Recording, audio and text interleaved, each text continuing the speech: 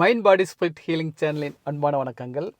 இன்றைக்கி என்னோடய வீடியோவில் உங்களை சந்திக்கிறதுல ரொம்ப சந்தோஷப்படுறேன். கொஞ்ச நாள் நான் ஹாலிடே போனதுனால அடிக்கடி வீடியோ போட முடியாமல் போயிடுச்சு. இனிமேல் கண்டினியூஸாக வரும்.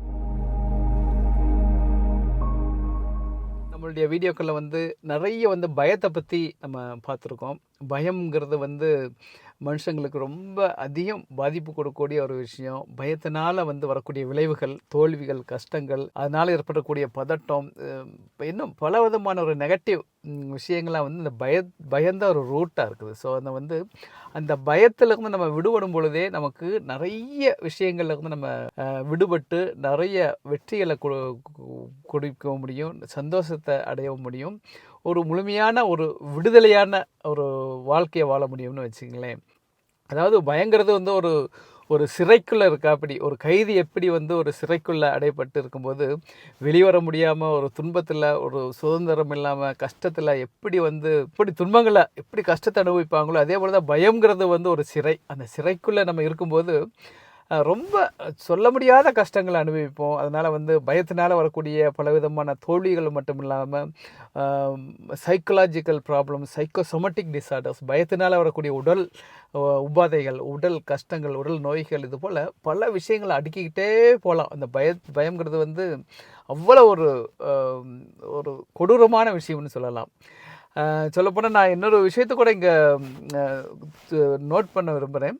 பயம் இந்த பைபிளில் பார்த்தீங்கன்னு சொன்னால் அதிகமாக வந்த வேர்டு, அதாவது ஜீசஸ் மக்கள்கிட்ட சொன்னதுலேயே அதிகம் சொன்ன ஒரு வார்த்தை பயப்படாதீர்கள், பயப்படாதீர்கள், பயப்படாதீர்கள் அப்படின்னு வரதை நம்ம பார்த்துருக்கலாம். அதே போல் பல மதங்கள்லேயும் பல ஞானிகள்லேயும் பல தத்துவ ஞானிகளாகட்டும், மோட்டிவேஷனல் ஸ்பீக்கர்ஸ் எல்லாமே அதையும் குறிப்பிடக்கூடிய இந்த பயத்தை பேஸ் பண்ணி தான் பல விஷயங்கள் சொல்லுவாங்க. பயத்திலிருந்து நம்ம விடுபட்டோம்னு சொன்னாவே நமக்கு பல விஷயங்கள்லேருந்து விடுபடக்கூடிய ஒரு வாய்ப்புகள் இருக்குது. பயத்திலேருந்து வெளிவரதுக்கான பல டெக்னிக்ஸு, பல விஷயங்கள் நான் இதுக்கு முன்னாடி வீடியோக்கள்லாம் சொல்லியிருக்கேன். இன்றைக்கி ஒரு விஷயம் அதை பற்றி சொல்கிறேன். பயம் அதுவும் ஒரு வகையான பழக்கம், ஹேபிட். ஓகே, ஆமாம். எப்படி நம்ம பல விஷயங்களில் வாழ்க்கையில் உடல் உடல் பூர்வமான விஷயங்கள் நம்ம பல விஷயங்கள் ஹேபிட் ஆகிக்கிறோம்.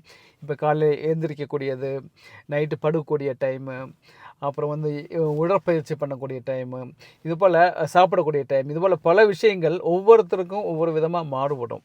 சில பேர் பார்த்தீங்கன்னா காலையில் 4 மணிக்கு எழுந்திரிச்சு ஒர்க் ஆரம்பிக்கக்கூடிய ஒரு ஹேபிட்டில் இருப்பாங்க. சில பேர் லேட் நைட்டில் வேலையை முடிச்சுட்டு அப்புறம் தூங்கக்கூடிய ஆட்கள் அப்படி இருப்பாங்க. அதே போல் உணவு முறைகள்லேயும் இது வித்தியாசமான டைம், வித்தியாசமான குவாலிட்டி, குவான்டிட்டி, இது போல் பல விஷயங்கள் இருக்குது. இதே போல் உடல் பூர்வமான விஷயங்களில் நம்ம எப்படி அது ஹேபிட் ஆகிக்கிறோம். ஒன்று கண்டினியூஸாக நம்ம செஞ்சுக்கிட்டே இருக்கும்போது ஒரு 15 நாள் 40 நாள் அப்படிலாம் பண்ணும்போது அது நம்மளுடைய வாழ்க்கையின் ஒரு பகுதியாக ஹேபிட் ஆகிடுறது. அதே போல் தான் நம்மளுடைய தாட்டுக்கும் ஒரு ஹேபிச்சுவல் தாட்ஸ்னு சொல்லுவாங்க. அதுக்கு ஒரு ஹேபிட், அதுக்கு ஒரு பேட்டர்ன் இருக்குது. அந்த பேட்டர்ன்லேயே நம்ம சொல்லி சொல்லி சொல்லி சொல்லி பழகிட்டோம்னு சொன்னால் அது நம்மளுடைய வாழ்க்கையின் ஒரு பகுதியாகவே மாறிடும். ஸோ இது ரொம்ப முக்கியமான விஷயம், நம்ம கவனிக்க வேண்டிய விஷயம். அதே போல் தாட்டுகள்லையும் பாசிட்டிவ் தாட், நெகட்டிவ் தாட்னு இருக்குது. ஆக்கப்பூர்வமான தாட்ஸ், அழிவுபூர்வமான தாட்ஸ் அப்படின்னு தமிழில் வச்சுக்கலாம். அதையும் நம்ம ஒரு ஹேபிட் ஆக்கணும். அந்த ஹேபிட் ஆக்கும்போது என்ன தாட் இருக்கோ, நல்ல தாட்டோ கெட்ட தாட்டோ, அதுக்கு ஏற்றாப்படி அது ஹேபிட் ஆகிவிடும். பார்த்தீங்கன்னு சொன்னால் ஒரு நாளைக்கு நம்ம நினைக்கக்கூடிய தாட்ஸ் 60,000 தாட் நம்ம நினைக்கிறோம். 60,000 எண்ணங்கள் நமக்குள்ளே போகுது அப்படின்னு சொல்லி ஆராய்ச்சியாளர்கள் சொல்கிறாங்க. 60,000 தாட்னு சொன்ன பாருங்களே, எப்படி அப்படி வந்துக்கிட்டே போயிட்டே இருக்கும். நீங்கள் கண்ணை மூடிட்டு ஒரு நிமிஷம் நீங்கள் நோட் பண்ணி பார்த்தீங்கன்னாவே உங்களுக்கு தெரியும். திடீர்னு உங்களை வீட்டில் இருக்கா அப்படின்னு நினைப்பீங்க, மனைவி கூட சண்டை போடுறா அப்படின்னு நினைப்பீங்க, மனைவி கூட அன்பாக இருக்கா அப்படின்னு நினைப்பீங்க, பிள்ளைங்களை பற்றி நினைப்பீங்க, பிள்ளைங்களுடைய ஃபியூச்சரை பற்றி நினைப்பீங்க, நம்மளுடைய ஃபியூச்சரை பற்றி நினைப்பீங்க, நேற்று நடந்த ஒரு விஷயத்தை பற்றி நினைப்பீங்க, அந்த விஷயம் ஏன் நடந்துச்சுன்னு நினைப்பீங்க, விஷயம் நடந்த ஆளோட ஒரு ஒரு கிளாஷ் பண்ணுற அப்படி ஒரு மனசுக்குள்ள தாட் போகும். அப்புறம் சரி போடா, போயிட்டு போடா அப்படின்னு விட்டு திருப்பி ப்ரெசென்ட்டுக்கு வருவீங்க. ப்ரெசென்ட்டில் இன்றைக்கி என்ன செய்யணும்னு நினைப்பீங்க, என்ன செய்யணும்னு நினைக்கும் போது ஒரு குழப்பம் வந்துடும். அடுத்து என்ன அப்படி போய்கிட்டே இருக்குன்னு வைங்களேன். அந்த தாட்டு சொன்னால் அந்த தாட்டை கவுண்ட் பண்ணி பார்த்தாவே 60,000 தாட்னு சொல்கிறாங்க. அந்த தாட்டில் பார்த்தீங்கன்னு சொன்னால் நமக்கு பயன்படக்கூடியது ஒரு லெஸ் தென் 5% தாட் தான் நம்ம வாழ்க்கையில் யூஸ் பண்ணக்கூடிய தாட்ஸ். அந்த தாட் லெஸ் தென் 5%, ரொம்ப சொற்பமான தாட் தான் நம்ம யூஸ் பண்ண போகிறோம். அதில் இன்னொரு விஷயம் பார்த்தீங்கன்னு சொன்னால், அந்த தாட்டை வந்து அடிக்கடி ஒரு தாட்டை நம்ம நினச்சிக்கிட்டே இருக்கோம்னு வைங்களேன். எப்படி அடிக்கடி ஒரு வேலையை நம்ம செஞ்சுக்கிட்டே இருக்கோம். அதாவது உதாரணத்துக்கு டெய்லி லைஃப்பில் இப்போ நாமளே வேலைக்கு போயிட்டு வரும்போது ஒரு கடையில் வந்து ஒரு ஒரு சுவையான ஒரு கடலையோ இல்லை வந்து ஒரு கடையில் புரோட்டாவோ அப்படி சாப்பிட்டு அப்படி பழகிட்டோன்னு வைங்களேன். அப்போ நம்ம கிராஸ் பண்ணும்போதெல்லாம் அதை நம்ம சாப்பிடாம வரமாட்டோம். ஒரு ஹேபிட் ஆகிரும் உணவுல. அதே போல் தான் வாழ்க்கையில் பல சம்பவங்கள் நான் இதுக்கு முன்னாடி சொல்லியிருந்தேன் அப்படி. அதே போல் இந்த தாட்டு வந்து நம்ம தாட்டை நினைக்கக்கூடியதுலேயே சில நேரம் நல்லா பாசிட்டிவான தாட்டை நினைப்போம். நம்ம வந்து இது நம்மளால் வெற்றிகரமாக முடிக்க முடியும், பாசிட்டிவான ஒரு தாட் நினைப்போம். அதேபோல் நெகட்டிவான தாட்டு, ஒரு பயப்படக்கூடிய ஒரு தாட்டு, நம்ம இந்த பிஸ்னஸில் நம்ம வந்து தோல்வி அடைஞ்சிருவோம், ஏன்னா என் ஃப்ரெண்டு வந்து தோல்வி அடைஞ்சிட்டான், அதனால் நமக்கு இதில் வந்து சக்ஸஸ் ஆக ரொம்ப கஷ்டம்ப்பா அப்படி ஒரு தாட்டு மனசுக்குள்ளே வரும்போது அது அப்படியே அடிக்கடி ரிப்பீட் ஆகிக்கிட்டே இருக்கும். நீ ஒரு தொழிலே செஞ்சுட்டு இருப்பீங்கன்னு வைங்களேன். உதாரணத்துக்கு ஒரு மாம்பழம் விற்கக்கூடிய ஒரு பிஸ்னஸ் பண்ணுறீங்கன்னு வைங்களேன். அதில் வந்து இதுக்கு முன்னாடி உங்கள் ஃப்ரெண்டு கொஞ்சம் நாளைக்கு முன்னாடி விற்றல அதில் 2 லட்சம் நஷ்டமாகி போச்சு. அந்த மாம்பழம் விற்கக்கூடிய பிஸ்னஸ் நமக்கு அவ்வளோ நஷ்டமாகி போச்சு. நமக்கு நஷ்டமாகக்கூடிய சான்ஸ் அதிகம் இருக்குது. நஷ்டமாகி வந்து இவ்வளோ கஷ்டப்பட்டுட்டான், அதனால் நமக்கு அப்படிப்பட்ட நஷ்டமாகி நம்ம கீழே பாதாளத்துக்கு போகக்கூடிய சான்ஸ் இருக்குது அப்படின்னு தாட்டுகளை நினச்சி உங்கள் தொழிலுக்கு இடையிலையே நினச்சிக்கிட்டே இருக்கீங்கன்னு வைங்களேன். அது அப்படியே ஒரு ஹேபிட் ஆகிரும். ஹேபிட் ஆகி ஒரு அடுத்து பயத்தை கொடுக்கும், பதட்டத்தை கொடுக்கும். அடுத்து வந்து அந்த வேலையை செய்யறதுக்கான ஒரு பாசிட்டிவான ஒரு ஊக்கத்தை கொடுக்காது, அதில் ஒரு தடையை கொடுக்கும். அப்படி போய் அந்த தாட் பழகி போய் அப்படி பயம், நடுக்கம், பதட்டம் அதெல்லாம் கொடுத்து ஒரு கட்டத்தில் வந்து உங்களுக்கு அது தோல்வியாகவே முடிஞ்சு போயிடும். ஏன்னா அது ஒரு ஹேபிட் ஆகிடுச்சு. அந்த பயம் வந்து உங்களுடைய சிஸ்டத்துலேயே ஒரு பயத்தை உருவாக்கி, அதை வந்து உங்களுடைய பின்பற்றக்கூடிய விஷயத்துலேயும் பயத்தை உருவாக்கி கடைசியில் ஒரு தொழில் முடியக்கூடிய வாய்ப்பாயிடும்.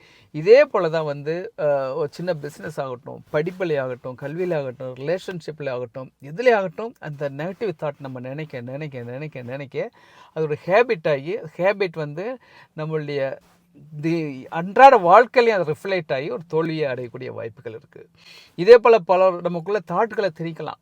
யாராச்சும் சொல்லியிருக்கலாம், உனக்கு இது வந்து சரிப்படாது, நீ வந்து ஃபெயில் ஆகிடுவ, நீ கஷ்டப்படுவ, உன் வாழ்க்கை உருப்படாகாது, இல்லை வந்து நீ ரொம்ப அழகாக இல்லை, உனக்கு சம்பந்தம் கிடைக்கிறதே கஷ்டம், உனக்கு வந்து கல்யாணமே ஆகாது, நீ ஒரு அதிர்ஷ்டமில்லாத ஆள், உனக்கு வந்து கிரக சூழ்நிலைகள் இதெல்லாம் சரியில்லை, உன் வாழ்க்கையே சரியில்லை, உனக்கு நல்ல வாழ்க்கை அமையாது, இது போல் உன் பிள்ளைங்க சரியாகவே இருக்க மாட்டாங்க, பிள்ளைங்க உருப்பட மாட்டாங்க, இது போல் நெகட்டிவ் தாட்ஸ் மற்ற யாராச்சும் கூட நமக்குள்ளே திணிச்சிருக்கலாம், பெனட்ரேட் பண்ணியிருக்கலாம், நம்மளாவே கற்பனையில் உருவாகி இருக்கலாம், இல்லை பாஸ்டில் நடந்த சில கெட்ட சம்பவங்கள்னால, தோல்விகள்னால நம்ம அந்த தாட் நமக்குள்ளே நுழையிறது, அடுத்தவங்க திணிக்கிறது, இதெல்லாம் வந்து நம்ம வந்து தவிர்க்க முடியாது. இது வந்து தினம் வாழ்க்கையில் நடக்கக்கூடிய ஒரு யதார்த்தமான விஷயம். பட் அதை வந்து நம்ம பாசிட்டிவாக மாற்றிடணும். ஒரு தோல்வியான விஷயங்கள், தோல்வியான தாட்டாக இருந்தாலும் அதை நம்ம தூக்கிட்டு அலையணும் இல்லை, அதுவே நம்ம பாசிட்டிவாக நம்ம கேட்டால் அப்படி நினச்சி எப்படி நெகட்டிவ் தாட் நினைக்க தோல்வி அடையுதோ அதே போல் நம்ம பாசிட்டிவாக மாற்றக்கூடிய டெக்னிக்காக பண்ணி அதை நம்ம அப்படி நினச்சிக்கிட்டே இருக்கணும். நம்ம நினைக்க பாசிட்டிவ் தாட் ஹேபிட் வந்து நமக்கு உருவாகும். அதுதான் வந்து நம்மளுடைய வெற்றிக்கு நம்மளை கூட்டி செல்லுமே ஒழிய, அதே போல் இந்த நெகட்டிவை நம்ம தாட் ஹேபிட் ஆக்கிட்டோம்னு சொன்னால் நெகட்டிவ் வந்து தோல்வியை தான் நமக்கு உருவாக்கும். ஸோ மிக மிக மிக மிக முக்கியம், இந்த பயம், தோல்வி இதெல்லாம் வரதுக்கான மெயின் காரணம் வந்து அந்த ஹேபிட்டை உருவாக்கக்கூடியது. அந்த ஹேபிட்டை வந்து நம்ம உருவாக்கணும். நம்மளே நாமே அனலைஸ் பண்ணி பார்க்கணும், இந்த தாட்டு சரியா இல்லையா. ஒரு நமக்கு முடியாத விஷயம்னா தூக்கி போட்டுட்டு இன்னொரு விஷயத்தை ஆரம்பித்து அதை பாசிட்டிவாக அதை நினைக்கணும். பாசிட்டிவாக நினைக்க வீடு கட்டுற அப்படி தான். ஒரு வீட்டை வந்து நல்ல ஸ்ட்ராங்கான, நல்ல சுட்ட செங்கலில் கட்டக்கூடிய வீடு எவ்வளோ ஸ்ட்ராங்காக இருக்கும், அதே ஒரு பழுதான கல், ஸ்ட்ராங்கே இல்லாத ஒரு கல்லை வச்சுட்டு கட்டும்போது அந்த கல் எப்படி இருக்கும். அதே போல் தான் நெகட்டிவ் தாட்டுங்கிறது அப்படி தான், ஸ்ட்ராங் இல்லாத ஒரு கல்லுனால் கட்டப்பட்ட வீடு போல். பாசிட்டிவ் தாட்டுங்கிறது ஒரு ஸ்ட்ராங்கான அஸ்திவாரனால் ஸ்ட்ராங்காக போட்டு கட்டக்கூடிய வீடு கண்டிப்பாக ஒரு உடையாமல் ஒரு வெற்றிகரமான வீடாக இருக்கும். அதே போல் தான் நம்மளுடைய எண்ணங்கள் நெகட்டிவ் தாட்ஸ்க்கு அவ்வளோ கஷ்டமாக இருக்குது. அதனால் நெகட்டிவ் தாட்டோ பாசிட்டிவ் தாட்டோ அதில் ஹேபிட் ஆக்கக்கூடியது இதில் தான் நம்மளுடைய சக்ஸஸே இருக்குது. அதை நம்ம ஹேபிட் ஆக்குறதுல தான் நம்மளுடைய சக்ஸஸாகவே இருக்குது. அந்த ஹேபிட் ஆகக்கூடிய பழக்கத்தை நம்ம உருவாக்கிக்கிட்டோம்னா நம்ம வாழ்க்கை ரொம்ப வெற்றிகரமாக இருக்கும். இன்னொரு வீடியோவில் அடுத்து சந்திப்போம். நன்றி, வணக்கம்.